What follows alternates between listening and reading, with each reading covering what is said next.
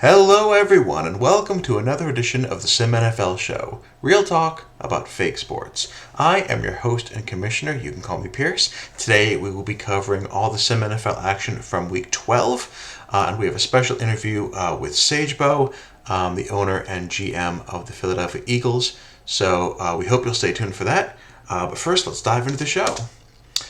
So as usual, we'll be covering all the stats and summaries from the Week 12 games from our Sim Thanksgiving Spectacular. I will end with my Players of the Week, as always, and we'll look at the current league standings. Then, as mentioned, we have our interview with Sage, and then we'll cover all the upcoming games for Week 13. So, let's dive right into it. Our opening Thanksgiving game Thursday was between the Lions and the Bears. Lions coming out ahead in that one. It was the Bears that struck first with an early touchdown. They forced a Randall Hansen interception and then scored again. So for a quick 14-0 lead for the Bears. Then they recovered a fumble, and it looked like they would get even further ahead. But Gerald Lewis threw his first interception to Robert Smith, and Detroit was able to recover and get a touchdown. Missed the extra point, but they made it a one-score game. And then they intercepted Lewis again, turned that into a field goal to get even closer. And then had recovered a fumble, did the Lions, to get to an additional field goal. So they went into half up 15-14 after a wild half that featured 5 turnovers from both teams combined. Second half began very much the same way, with Hansen throwing another interception.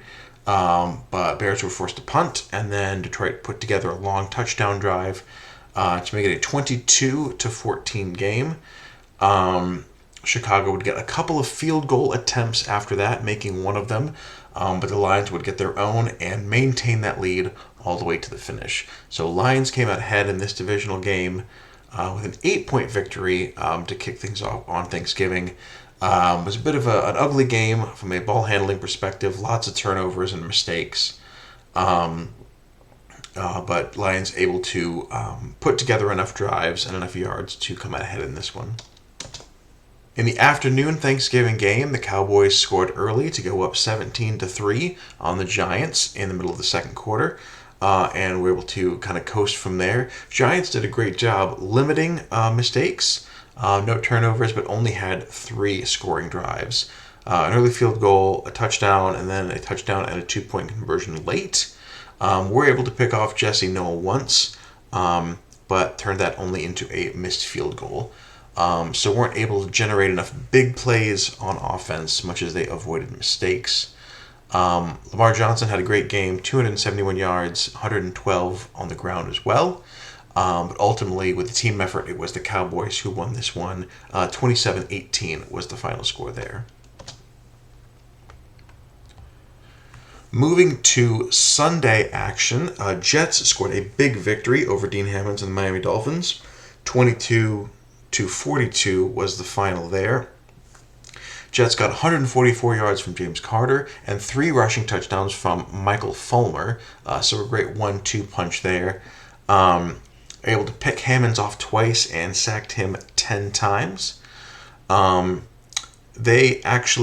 Jets' first team never had to punt in this game. They scored 6 touchdowns. They missed 1 field goal, and then 1 drive ended at the end of the half. But they were up 21-0 in the first quarter, 28-0, despite the missed field goal at the half. And then they opened the second half with Caceres' pick 6. So it was 35-0 there, and then they coasted from then on. So a huge team effort from the Jets, running the ball and getting sacks and turnovers and even a touchdown on the defense, putting together a full effort to hang 42 on the Dolphins and get the win there. It was a much quieter game between the Saints and the Patriots. Only 1 touchdown, which was a Rashawn Lyons touchdown, and the touchdown pass in the first play of the fourth quarter. So this one was very close with a lot of defensive standout performances. Brett McPhail with 3 tackles for loss and 2 sacks. On the Saints side, but Ben Rivera only able to get 38 yards passing And so ultimately the Patriots were able to put together a touchdown drive, which proved to be the difference in this one. Teams combined for 33 punts as well on the day, with points being at a minimum. Meanwhile, a very exciting game between the Jaguars and the Falcons. Jaguars scored first, missing the extra point to go up an early 6-0. Atlanta got 2 touchdown drives right before halftime, take the lead. They built that to a 21-12 lead in the fourth quarter. But then Howard found Ramon Munoz for a touchdown to make it 21-19. Padilla to Rafael Rosario answered, making it a 2-score game again. After a trade of punts, Howard hit Ray Thompson for 40 yards, and then Michael Katz, the tight end, for a 35-yard touchdown, bringing it to 2 points yet again. Then they got a stop and were able to drive down for the winning field goal. Atlanta got very close at the end of the game to getting their own game-winning field goal, but ran out of time as they got into Jaguars territory. So Jacksonville was able to escape with the win. Matt Howard had an incredible day, 625 yards passing and 3 touchdowns. 222 of those yards to Ronnie Ritter and 139 to tight end Michael Katz. Both tight ends having a huge game in this one. Jin Zhang, 12 catches, 190 yards to lead the Falcons. But ultimately, Falcons coming up just short by a few yards and a few seconds. And the Jaguars able to escape with the victory.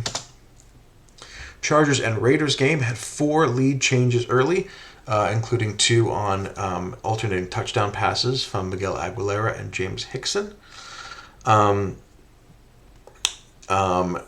The Chargers pulled ahead 13-10, looked like right before halftime. Then Hickson was able to find James Blank for a 45 yards gain, 12 yards to Charles Brown, and then a 3-yard touchdown to Andrew Richards. So the Raiders went into halftime with the lead. But the Chargers came out strong after halftime, put together an 11-play, 73-yard drive. But that one actually ended in an interception, Aguilera looking for more but getting picked off. They would connect on the next drive for a 48-yard touchdown, though, to get the lead. The next drives were a Hickson interception, which led to a the field goal. A punt, which led to a second field goal. Then a Raiders blocked punt, which led to a pair of misses from each kicker. So a lot of opportunities back and forth on defense and special teams. But ultimately, the Chargers took a 9-point lead late into the game and then had a single drive to burn off the last few minutes. And then an extra field goal on top just to kind of ice it. So they came out with the win there. Aguilera totaled 271 passing yards and 121 rushing yards in this one. John Warnock logged a couple of interceptions, and then Paul McDonald, shout out to the kicker for kicking 5 field goals and a couple of extra points. James Hickson had a crazy stat line, 23 of 26 with 2 interceptions. So Hickson threw 26 passes, only 1 of them hit the ground, 23 of them found fellow Raiders, 2 of them found John Warnock, who was a LA Charger. And so it was those defensive plays and then special teams plays like the blocked punt that were able to give the Chargers the big divisional victory there. In a game that was way closer than I think a lot of people expected, Cincinnati escaped Houston with a 27-24 victory. From the very first play, the Texans were feisty. Moran ran for a 62-yard run, leading to a 1-yard Ryan Johnson TD. He would have 3 rushing touchdowns on the day. But then on just the second possession, Moran threw an interception, which would lead to a David Taylor TD run. He had 3 touchdowns on the day. So the teams would trade touchdowns back and forth until late in the game when Moran threw his second interception. Cincinnati had 3 chip shot field goals there in the second half, making 2 of them. And on the Texans' final drive, down 6, they were able to get close. They drove all the way to the Cincinnati 13, but they ran out of downs kicked a field goal. Unfortunately, were not able to do much after that. Bengals held on to the ball and held on to the win. 27-24 was the final. David Taylor, 189 yards and 3 touchdowns on his new team. Ronnie Jefferson reduced to only 6 carries, but still made 89 yards out of them. And as I said, 3 rushing touchdowns each for Taylor and Ryan Johnson. And then the Houston Texans, huge number of sacks, including 3 from Corey Donahue. Standout performance from him. As the Texans got very close, but ultimately fell to the Bengals. As for the rest of our Week 12 scoreboard, Robert Morris for Pittsburgh had 267 rushing yards, all-time record for a quarterback, and 2 rushing touchdowns to lead Pittsburgh over Tennessee in the Thursday night game, the end of the Thanksgiving tripleheader. Philadelphia forced 6 turnovers off of Gary Freitag, 5 interceptions and a fumble, to put up 52 on the Colts in the victory. Meanwhile, Poole had 5 touchdowns, 3 passing and 2 rushing. Washington got 6 passing touchdowns from its quarterbacks, including 2 from backup Rudy Stokes, piling on the points against Tampa Bay. 62-17 was the final. Baltimore finally stopped being shut out and actually shut out their opponent, allowing under 120 total yards to San Francisco in a 41-0 drubbing. Cleveland and Seattle was tied late into the third quarter until Juan Mora took over. He ended up with 243 rushing yards and 4 touchdowns to lead Cleveland over Seattle, 45-28. Joseph Garibay had an up-and-down game, 3 touchdowns but 3 interceptions. However, ultimately he was able to lead the Packers over Minnesota by 20. And then the Rams had an easy time of it against the Cardinals. They only had 1 punt through 3.5 quarters, and the only score Arizona got was on a pick 6. So Rams defense pitched a shutout as they won 48-7 is the final there. So that leaves us with our players of the week. Matt Howard, certainly worthy of note for those 625 passing yards, and Robert Morris for 267 rushing yards to go along with another 195 through the air, plus another touchdown. Taylor and Mora continuing the rushing dominance from the AFC North, 3 and 4 touchdowns respectively. And then Victor Villamar, great performance on Thanksgiving, 15 catches, 242 yards and a score from him. Meanwhile, on the defensive side of the ball, David Zumbrun from the Jets, 3.5 sacks. Corey Donahue, 3 sacks as well, as we mentioned. And then Warnock and Richard Lupo of Minnesota and Jan Miller of Washington, all with a pair of interceptions each. Leading the league with a pair of turnovers for each of them. So congratulations to all of our players of the week for Week 12. So this is where those results leave us. Cincinnati still tops in the AFC, 9-1-1, half a game ahead of the Denver Broncos. Miami and Tennessee still leading their divisions, although Jacksonville only a game behind the Titans now, with Matt Howard looking strong. So Jacksonville not out of the wild card race, also not out of the division race there in the South. Cleveland still has the top wild card at 7-3-1, followed closely by their division rivals in Pittsburgh, one of the few teams who has not had their bye yet, but should in this upcoming week. Pittsburgh is 7-5. And then it's a tight race for that last spot with the Chargers, the Jets, and Vegas all at 6-5. Jacksonville in there as well, a game behind them. So still a lot of football to be played, and that one wild card spot in particular looking like it could be very, very tightly contested down the line. In the NFC, we still have our 2 unbeatens, Washington and the LA Rams. The Rams having clinched the West and a playoff spot, but looking for that number 1 seed. Green Bay continues to lead the North and Carolina the South, although Carolina only 5-6 at this point. Dallas and Philadelphia bringing up the 2 wildcard spots, 9 and 8 wins, only getting wild cards for the NFC East. So East poised to put 3 strong teams into that playoff field. And then yet again, Chicago and Detroit still neck and neck at 7 wins apiece for that final wildcard spot. The Giants not out of it as well, and Tampa Bay still only a game behind the Panthers in the South. So NFC South still very much up for grabs with about 5 games to go. So we are reintroducing the interview segment to the SimNFL show. So excited to have Sage on today's show, owner and general manager of the Philadelphia Eagles. Sage, welcome. Thank you for coming on the show. Thanks for having me this lovely evening. It's going to be a good show. Absolutely. So broad strokes, how are you feeling about the Sim and the season so far? It's been an exciting season to be a Philadelphia Eagles fan. We're right in the hunt for the playoffs in an extremely difficult division. We're just finding ways to win down the stretch. Big game this week against the Jaguars, but last week the overtime win. I guess 2 weeks ago the overtime win against the Panthers. Last week a nice casual win over the Colts. It's just been a good season. Offense is clicking, defense is clicking. Very pleased with the team and pleased with kind of how the meta's changed through the season as well.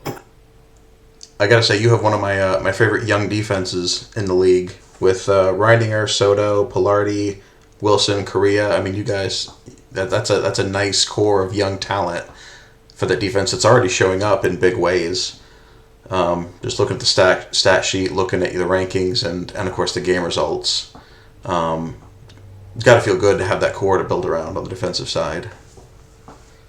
It is excellent. I mean, with the new inclusion of the stats exports, we can now track snaps, and you just look at the young guys and where we're getting them snaps. I mean, Whit Wilson, he's 19th in the nation in snaps played this year. Huh. I mean, that bodes really well for what we think he's going to become. Nate Simeon, he's been our cornerback 2 for a big part of the season. He's 9th in the nation as a sophomore player. I mean, we love our young defenders. They're playing well. They're getting a lot of experience out there. We just think that this can turn into something long-term as we kind of pivot towards rebuilding our offense. I mean, Aaron Poole, he's approaching 33. Greg LeMay, same deal. I think he's a 31 or 32-year-old power running back. It's going to be a little bit of a shift around, but we think this elite defense is going to hold us through for a little bit longer. Yeah. Yeah, I was going to say offense is definitely the flip side of that coin, that you've got a lot of veteran presence, which could make the offseason a little interesting. You mentioned LeMay, but also Ronald Spencer, Gilberto Silva. Those guys are all in contract years. What do you think the outlook looks like for that offense? Do you think there's room to bring everybody back? Is it going to be some time for some difficult decisions in the offseason? Definitely going to have some difficult decisions. I don't see us bringing everyone back. Like you said, Ronald Spencer, he's been great for us this season. Gilberto Silva, he's been with the team for the entire existence. Yeah, he's one of the better wide receivers in the league. We think we got a real good 1-2 punch there. Aaron Poole's locked up for a couple more years. I think he's got 2 years left in him. But, LeMay's expiring. And then on defense as well, Michael Cuevas, one of our unheralded but star nose tackles. I mean, he's a guy that we need to keep around. So yeah, there's going to be a couple of decisions to be made, money wise, cap wise. Possibility that we move on from some of our talented players just to keep the band around and what we think is the most important parts of our defense and offense. Mm-hmm. Absolutely. But still a lot to play for this year. You guys are in easily the toughest division in the Sim. You're at a 6 seed right now as an 8-win team, which would be I think a 3 over in the AFC. How do you feel about your chances finishing out the season and going into the postseason and maybe having to play one of those better division winners right off the bat? So going into this season, it was important for myself and Ace, with my coach, that we would make the playoffs yet again. We want to be one of those teams that, makes the playoffs every year. It gives us a chance in advance. We don't want the peaks and valleys. We want to stay that consistent, almost 2000s Dallas Mavericks, where they're making the playoffs every year, giving themselves a chance. And it looks like we're on track to do that. The Cowboys, the Commanders, the Giants. The Giants have turned around really through the backstretch of this regular season. It's a difficult division. You look at the opponents we play around as well. I mean, we just basically escaped Carolina with a win. They're leading the NFC South right now. We're about to go play the Jacksonville Jaguars. I mean, Matt Howard, that guy's unbelievable for the amount of controversy he has. Look at his numbers, man. He might be the best drafted quarterback in the sim so far. I mean, he's right up there with Link. He's definitely ahead of Lions. He just threw for challenging opponents. He just threw for like 620 yards last week. Something outrageous. Yeah. He doesn't turn the ball over either. I think he's got a 22 touchdown, 10 interception ratio. Man. I mean, you look at some of the other guys that are throwing, 15, 16, 18, 20 interceptions so far this season. Matt's safe with the ball. He's putting up big numbers. Whatever scheme the Jags have him in, it's working for him, man. I mean, they got a young defense as well. Kenny Daniels, incredible player. We really got our hands full this weekend. Yeah, the protecting the ball is a big thing. I mean, even guys like Lions, the young players, or even Philip Avila throws for 600 yards a game, but also will turn it over 2 or 3 or 4 times. So yeah, to be able to protect the ball and put up those kind of numbers is impressive. So yeah, you're earning it every single week. That's for sure.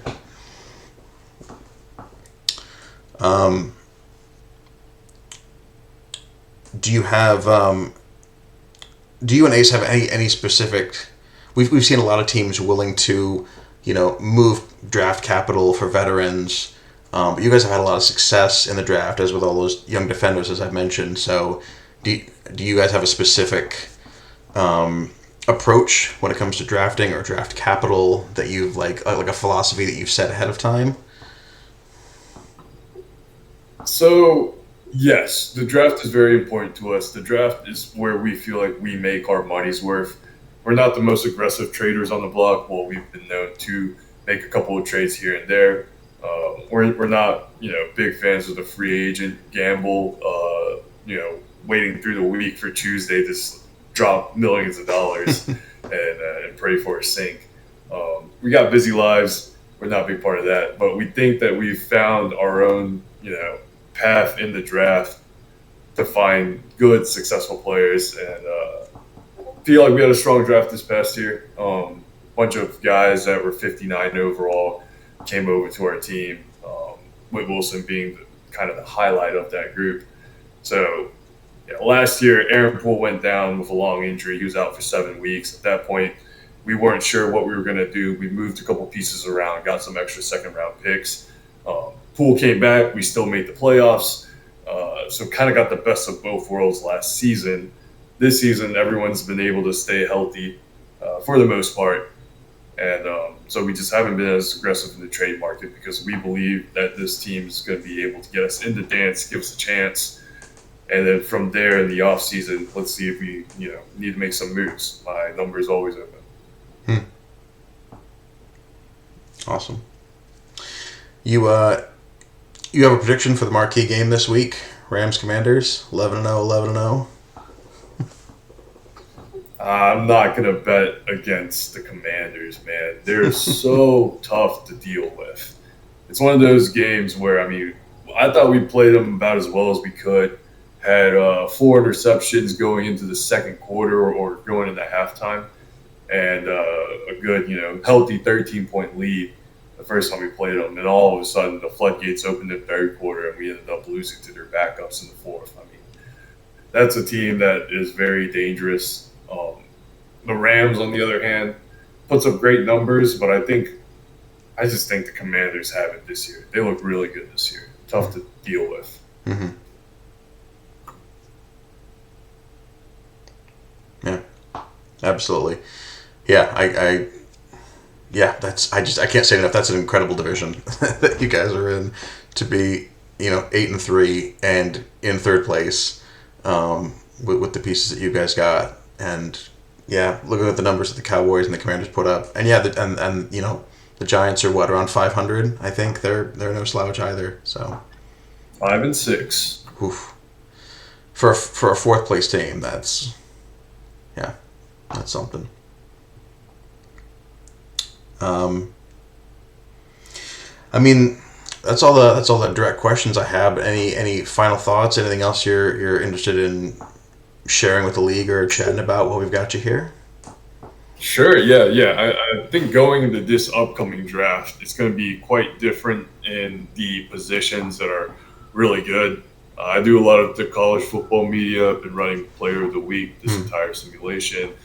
Rolled out the Match of the Week. That's pitting NFL talent against NFL talent, just to hone in on a couple guys. I think this year's upcoming, I mean, is a great running back class. Maybe the best running back class we've seen. There's so many talented running backs uh, coming through, and they're coming from all different places. Richard Ward, North Texas, excellent player. Mitchell Reynolds, Kansas State, awesome player. Rishon Alsadek out of Nebraska. I mean, it's just we got the quarterback class that everyone talks about, Hmm. and then we have a really, really strong running back class as well. Hmm. And I think it's going to be a really big offensive revolution coming in the next, 1, 2, 3 years, where people go a little bit less pass heavy, lean a little bit more pro style balanced almost. Hmm. Blitz heavy defenses have kind of taken over the league to deal with these high octane, long pass, air raid attacks. When they switch back to more screens, more dump offs, more runs, more short passing, this class of running backs is going to be kind of the game changer there, and the defenses are going to have to scramble to accommodate again. It's a real interesting cat and mouse game. Looking forward to the development of the future. Obviously, I don't want an off season as long as the last time around, but I think the bones are here to have a relatively quick turnaround, and then we're really cooking. Awesome. Yeah, I'm excited for that off-season draft prep. Is one of my favorite parts as well.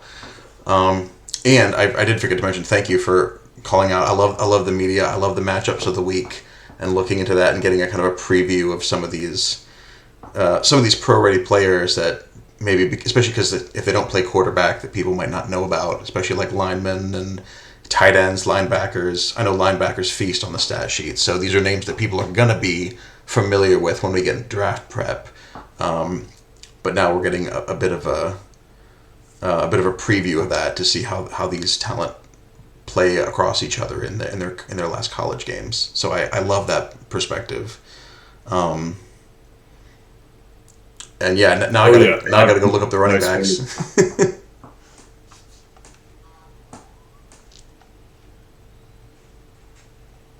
Sorry, what were we gonna say? No, I appreciate the nice words, but yeah, it's definitely been fun to keep track of it. You see some of the lesser known, NFL potential guys coming through, and some weeks they just get obliterated by the guys Hmm. whose names you know. Like the week Taylor Allen took on the Rutgers free safety and just blew him up, and it's like, oh man, yeah, Taylor Allen's really good. He's a potential, top 5 pick, potential top 1 player in the class. And in other weeks, you just get surprised, like the Texas linebacker, who, I mean, by all means, looks incredible, just getting stomped by a sophomore running back, a true Hmm. sophomore running back out of Virginia Tech. So it just goes to show you the letter grade does mean a lot, but at the same time, the way the player is put into that scheme and the pieces around him and what's going on, that matters just as much. Hmm. How do you feel about the new scheme implementation, asking you not only someone who puts a lot of work into your team, but someone who, looking at your quarterback situation, might be in line for a drastic shift in the next couple of years? Um, how do you think that's been working out this first year, and how does that play into some of the long term planning that these pro teams get to do? So I'm a big scrambling quarterback guy. I want a dual threat guy. Don't get me wrong, but last season in the draft, we're deep in the 4th round, and we're like, holy crap, Andrew Moncrief is still here. The Andrew Moncrief just took the Auburn Tigers to a great season. Um, it just made no sense. It just made no sense why he should be there. He's played a good bit this season. He's looked really good doing it. Mhm. Is he the lockdown heir for the throne? Time will tell. I mean, if one of the big guys at quarterback Mhm. comes to us in the first, I mean, we're likely picking later in the first round this upcoming draft, but say like a Longacre falls or an Okoye Landrum falls, then we got a tough decision to make. I mean, Mhm. those guys look amazing. Moncrief's looked really good. He spent a year in our system. Um, but yeah, I mean, it's just it feels like the scrambling talent coming out outside of Morand. No one really comes to mind. So even though that's kind of what I want to run, the talent's not really there. So we're a flexible team. We're going to adapt around our talent.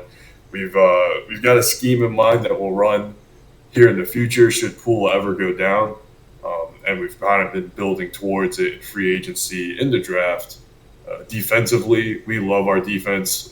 We've had a set plan there all along. Mark Soto's really coming in to himself this season. He's played incredible. Ryan Reniger, everyone knows him. You know, Whit Wilson, he's getting recognition. All of these guys are guys that have been with the program, 1, 2, 3 years. So guys that we can build around, guys that can grow around, and hopefully guys that uh, should the cap space make sense, they'll be with us for a long time, playing in the same defense, playing around the same guys, building their team cohesion, Mhm. and leading us to victories. Awesome. Well, I'm excited to see what you and Ace can do with that team. You guys are doing a great job, and yeah, it feels like you've got a strong foundation that could be a thorn in a lot of team sides for years to come, even in the NFC Beast. It's a very, very tough division, but yeah, I feel like compared to a lot of the other teams, we run significantly different stuff. That's what keeps us exciting. The schemes have been great, but you can kind of see. I believe I did the math the other day, and there's almost 80% of teams run either pistol or spread option. Mhm. And once people start zagging versus against the flow, and you Mhm. see some teams running out, a wishbone style offense, or I believe right now I couldn't find a single college team that ran double wing, but some of these guys are going to go with some of these off balance offenses versus a spread option or a pistol attack that is both negatively maliced by the 4-man spread stopper, the nickel based defense, and then you're going to really see some havoc start happening. As I feel like a lot of people are already converting to the nickel defense. Mhm. They're going to run into these guys with a wishbone or double wing attack, and oh man, it's going to be fun. Yeah, yeah, it's fun to see, even after 3 years, as we get out of created contracts and we start refining some of these things. It still feels like a lot of stuff is in its infancy in terms of figuring out the way the schemes interact and what archetypes are in demand for and how you can use and how certain players can be used really well regardless of like their overall grade. If you can get a great just like edge rusher or a great receiving back, or we've seen players really stand out regardless of the numbers when they can get in the right scheme and the right fit from very early on. Oh, absolutely. Like you see it all the time. I think it's a little bit more noticeable in the basketball game here, but say there's a defensive end that has, I don't know, F stamina, C strength, B tackling, but A plus pass rush. Mm-hmm. That's a guy that can be something. And I mean that. You put them in a position where they can utilize what they're really good at right now, Mm-hmm. in the hopes that those snaps improve the stuff around him. In 2 or 3 years, he's a really well-rounded, talented player, and then you've really got a gem on your hands. A lot of people recognize that. Maybe some don't yet, but it's coming. It's coming. Everyone's real good. I think what surprised me the most about the last draft was just how well everyone scouted. Mm. Yeah, I'm actually hopeful not too much changes on the scouting front because I feel like it worked well enough that everyone wants to like learn under that system and play around with what we have before we tweak it a little too much. I mean, maybe a thing here or there, but I feel like, yeah, last draft showed some things, and I think at least me personally, I already know how I want to approach it with the system as is, so I'm kind of hoping it stays static for a little while so everyone gets to really strategize and sink their teeth into it and figure it out how they want to approach it. We're just gonna take Utah players back to back rounds. Flawless strategy.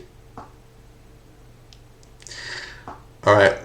Well, Sage, I appreciate your time. This has been a lot of fun. Thanks so much for stopping by and answering my questions and coming to chat with me tonight. I appreciate it. Of course, Pierce, big fan of the show. Watch it every week while at the gym. It's always a good time. Thank you. I appreciate it. With that, there's nothing to do now but count down to the Week 13 action. It's going to kick off Thursday night with Sage and Philadelphia going to Jacksonville to face on Matt Howard and the Jaguars. Should be a great game between two great quarterbacks. Early on Sunday, we have Chicago going to Green Bay, two division leaders facing off in an inter-conference matchup. Likewise, we have the LA Chargers going to Detroit to play in a rare early game for that West Coast team. Two teams with winning records still very much in their wildcard hunts. In the afternoon, Denver is going to Las Vegas. Vegas looking to right the ship. Denver looking to keep pace with the Bengals in the AFC. And then the big marquee matchup for this week, Sunday afternoon, Washington at the LA Rams, 11-0, 11-0. Top seed prospect, top seed division leaders going at it undefeated in Week 13. Going to be an awesome game. The Rams have the home field advantage, but we will see who comes out ahead in that one. We finish things off with our primetime matchups, Kansas City at Minnesota on Sunday night, and then a divisional matchup, Cleveland at Baltimore on Monday night. So that is all the action that awaits us next week. Hope you'll stick around for that. And that is it for this week's edition of the SimNFL show. Thank you so much for coming along and watching. Good luck and have fun.